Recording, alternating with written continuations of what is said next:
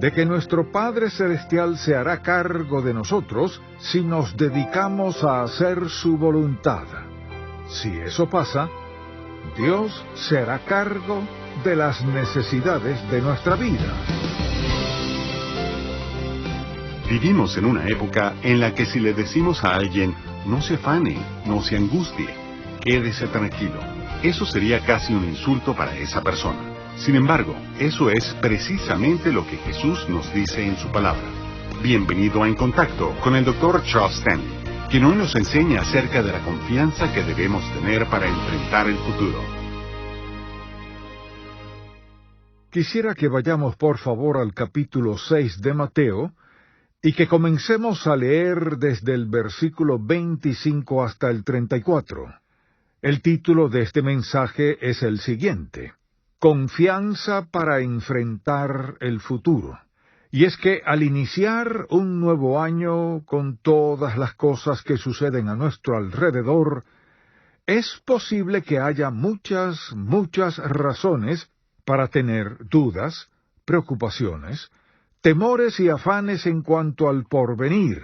Sin embargo, Jesús nos presenta en este pasaje algunos principios que deberían mitigar eso al enseñarnos que nuestras circunstancias no deben ser un factor determinante con respecto a si debemos tener confianza o si hemos de sentirnos angustiados.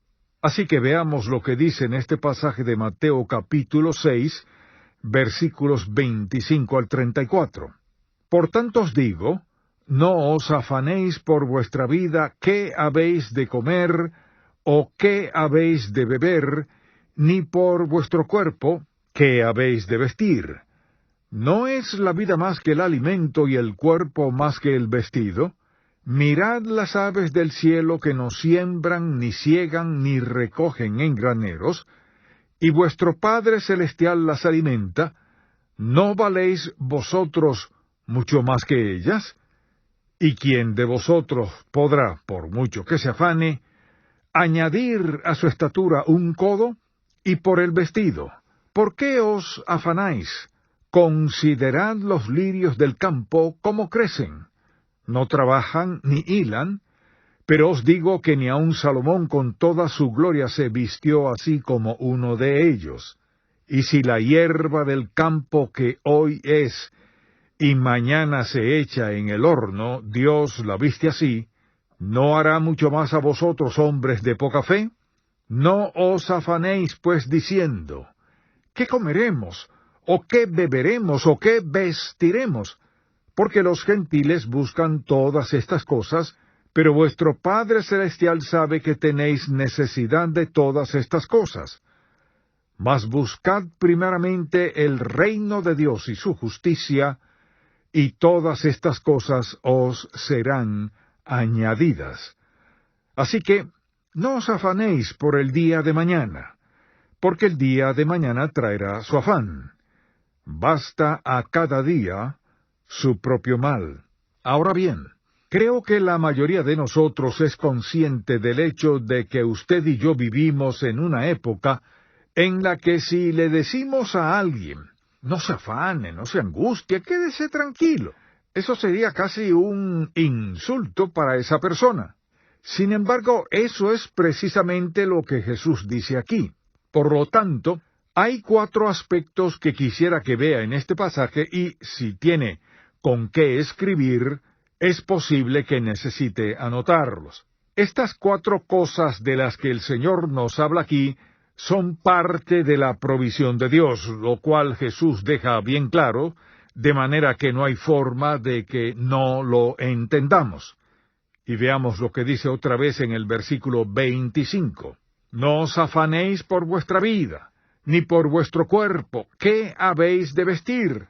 Lo que Jesús trata de hacer es enseñarnos que Dios nuestro Padre es el proveedor de sus hijos. Por ejemplo, Jesús menciona aquí las aves del cielo, y en otra ocasión dijo que ni siquiera una de ellas cae a tierra sin que el Padre Celestial lo sepa.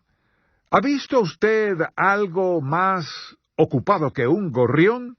¿Alguna vez ha visto un grupo de gorriones rondando por ahí? Cada vez que usted los ve revoloteando por aquí y por allá, andan en busca de un insecto o de un gusano y siempre están ocupados. Pero la Biblia dice, vuestro Padre Celestial los alimenta.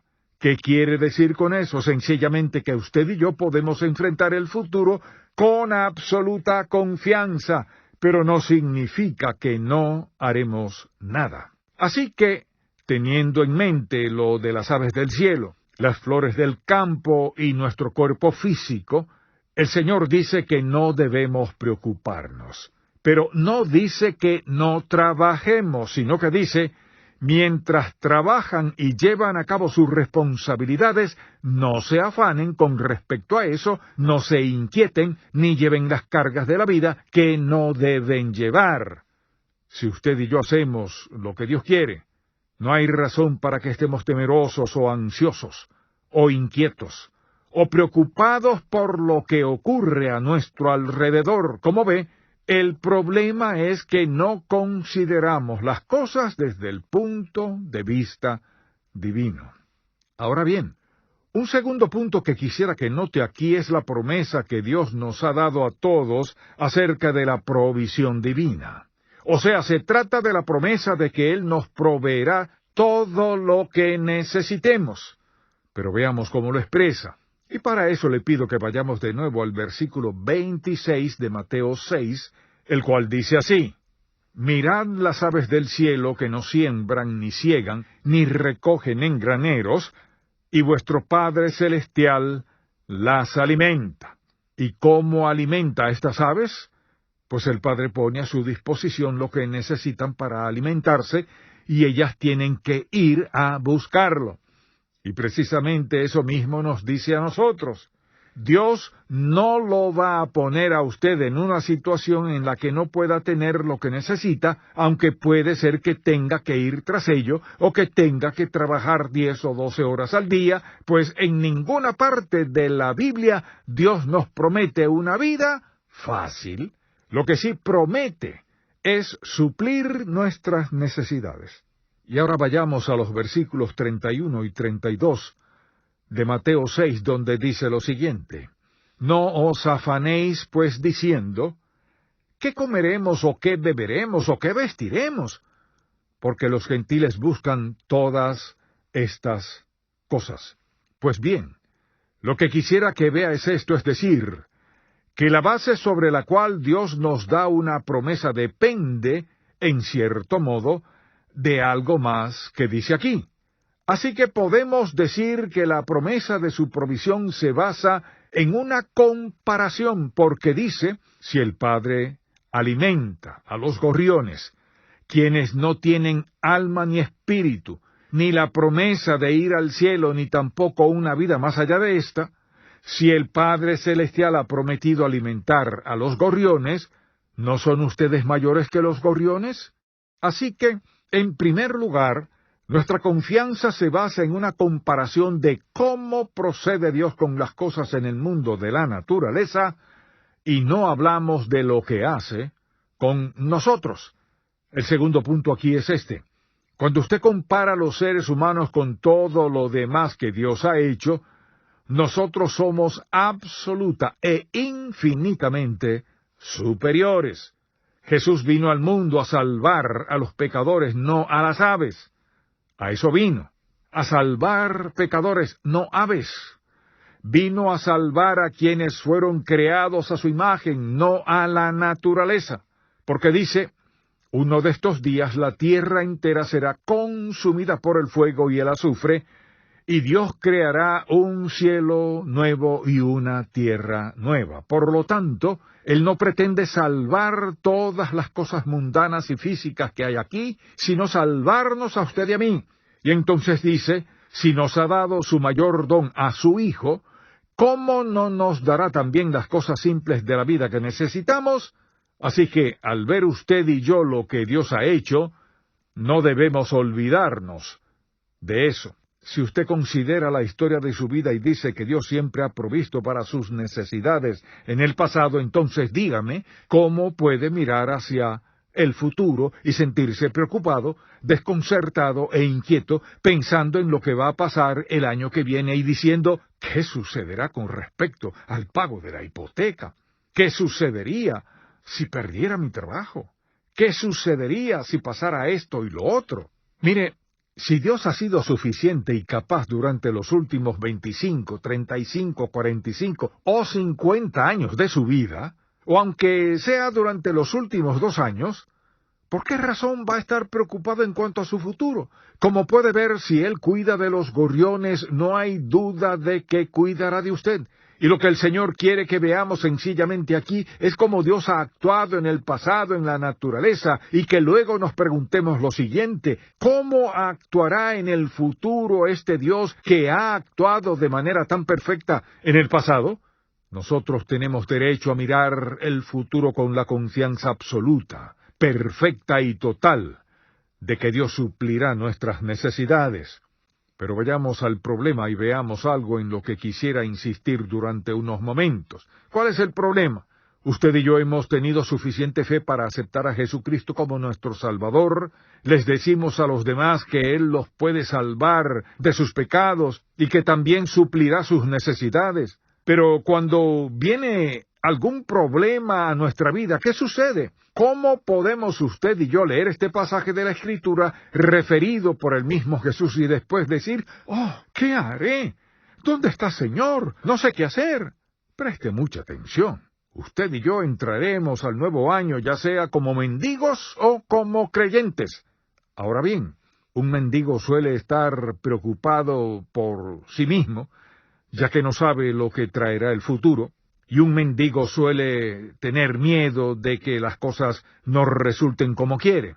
Pero un creyente, por otro lado, es alguien cuya atención se centra no en sí mismo, sino en Dios.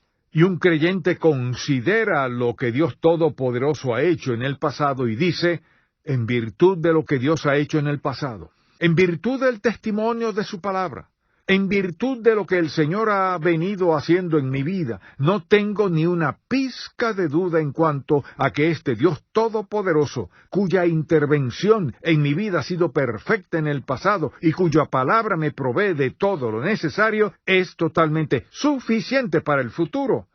Permítame hacerle una pregunta. ¿Puede darme alguna razón importante, una sola razón, para estar preocupado en cuanto al futuro? Solo una razón que sea válida. No hay ninguna. Entonces, ¿cuál es el problema? El problema se encuentra en el versículo 30. Veamos lo que dice. Y si la hierba del campo, después de haber hablado de las aves, de los lirios y de la estatura, que hoy es y mañana se echa en el horno, porque las flores se secaban y solían cortarse, y echarse en unos hornos de barro para aumentar el calor, Dios la viste así, ¿no hará mucho más a vosotros, hombres de poca fe? Lo que dice es esto: si Dios viste así a esas hermosas flores del campo, sabiendo que al día siguiente serán echadas en un horno de barro donde se quemarán, ¿no hará mucho más a ustedes, hombres de poca fe? Ahí está todo el problema del afán, de la incertidumbre y de la falta de confianza en cuanto al futuro, y se trata de la incredulidad. Y entonces, ¿cuál es nuestra responsabilidad después de ver todas estas cosas que Dios ha hecho y lo que nos ha prometido hacer? Pues el cuarto aspecto que quisiera que anotes es la prioridad de la vida relacionada con nuestra confianza. Veamos lo que dice. Porque aquí tenemos la fuente y el secreto de toda nuestra confianza. Versículo 33. Mas buscad primeramente el reino de Dios y su justicia, y todas estas cosas os serán añadidas. Y bien, ¿qué es lo que dice aquí? Fíjese bien en lo que dice. Si usted y yo nos concentramos en hacer la voluntad de Dios, entonces Él se concentrará en satisfacer nuestras necesidades.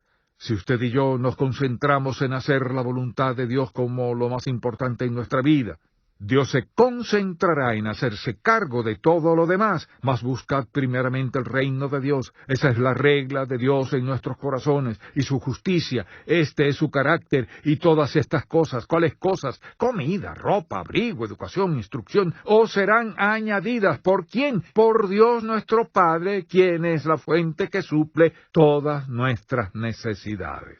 ¿Qué es lo que dice entonces en este pasaje? Sencillamente esto. Presta atención. Cuando alguien dice, pero no conozco la voluntad de Dios, yo le doy una solución muy sencilla que nunca falla. ¿Me escucha? Cuando usted quiere conocer la voluntad de Dios en cierta situación y no sabe qué hacer, si dice, Señor, haré lo que tú digas, someto mi voluntad a tu perfecta voluntad, no tengo la más mínima idea de lo que tengo que hacer ahora, pero estoy totalmente a tu disposición, haré lo que me dirijas a hacer, por lo tanto, Señor, te entrego la responsabilidad a ti de mostrarme tu voluntad y yo la obedeceré. No tendrá que preocuparse por eso, porque Dios lo dirigirá a hacer lo que es correcto, incluso cuando no tenga la menor idea al respecto. Y puede ser que ni siquiera se dé cuenta de lo que hace cuando lo hace, porque Dios se hará cargo de sus hijos y les mostrará lo correcto, aun cuando no sabemos lo que es correcto. Él cumple con su parte de mostrarnos eso. Y ahora veamos lo que dice en el versículo 34. Aquí hay una preciosa verdad que dice que el secreto de esto es concentrar nuestra atención en Él y obedecerle. Si nos enfocamos en ser obedientes a su voluntad, Él se hará cargo de todas esas cosas que nos preocupan. Dice así, así que, no os afanéis por el día de mañana, porque el día de mañana traerá su afán, basta a cada día su propio mal. Lo que dice en este versículo 34 y en todo el pasaje es lo siguiente. Nuestro Padre Celestial, quien alimenta las aves, viste los lirios del campo, se encarga de nuestra vida, nos ama y ha prometido suplir lo que necesitamos. Todo lo que quiere que hagamos es que vivamos un día a la vez. Mire, usted y yo podemos enfrentar el futuro con la confianza absoluta de que nuestro Padre Celestial se hará cargo de nosotros, pero la condición es esta, que usted y yo vivamos diariamente dedicados a hacer la voluntad de Dios, pero no una semana a la vez, ni un mes a la vez, ni un año a la vez, sino solamente una acción, una decisión, y un día a la vez. Si nos concentramos en eso, Dios se hará cargo de todas las necesidades en nuestra vida. Ahora bien, usted y yo tenemos una o dos soluciones para todo esto. O creemos y observamos a Dios hacer las cosas más maravillosas y milagrosas en nuestra vida en el año que se avecina, o cuando llegue el 31 de diciembre, usted tomará toda esa gran carga, todos sus problemas y todos sus pesares, y los volverá a llevar a cuestas tal como lo hizo el año anterior, y puede ser que ni siquiera logre soportarlo, porque lo que Dios quiere es que suelte su equipaje, que centre su atención en Jesucristo, y que comience a darle las gracias y a alabarlo por lo que hará. Y yo puedo decirle lo que ocurre en mi propio corazón, y es que he notado en mi propia vida, en este año que termina, que cuanto más oro a Dios, menos cosas le pido. Y cuanto más lo alabo, le agradezco y me regocijo, menos me preocupo y me afano por esas cosas. Y yo creo en lo que le he dicho, que cuando una persona alimenta su alma de lo que Dios hizo en el pasado, en su vida, no se preocupará por el futuro. Pero si alimenta su alma de algo más, tendrá esa horrible sensación de que lleva un peso encima, y el ayer y el mañana lo agobiarán. Lo que Jesucristo nos ofrece a usted y a mí aquí en Mateo capítulo 6 es libertad, gozo, inspiración, emoción, la expectación de que Dios suple nuestras necesidades y el gozo de crecer en nuestra relación con Jesús. Y usted debe tomar la decisión de cómo quiere vivir en este nuevo año. ¿Quiere vivir con todas esas cargas, esas angustias, esas inquietudes y esas preocupaciones, o con el gozo y la paz que sobrepasa todo entendimiento? La decisión es tanto suya como mía. Y yo decido centrar mi atención en Él y permitirle que se haga cargo de esas cosas. Decida usted cómo vivirá en este año que se avecina. Oremos. Padre, te alabamos y te agradecemos por cada promesa tuya que hay en este libro y adoptamos una postura en cuanto a ellas para poder entrar con confianza y valor al nuevo año y con la seguridad de que serás perfectamente capaz de suplir cada una de nuestras necesidades. Te damos las gracias y te alabamos en el nombre de tu Hijo amado, nuestro Señor Jesucristo. Amén.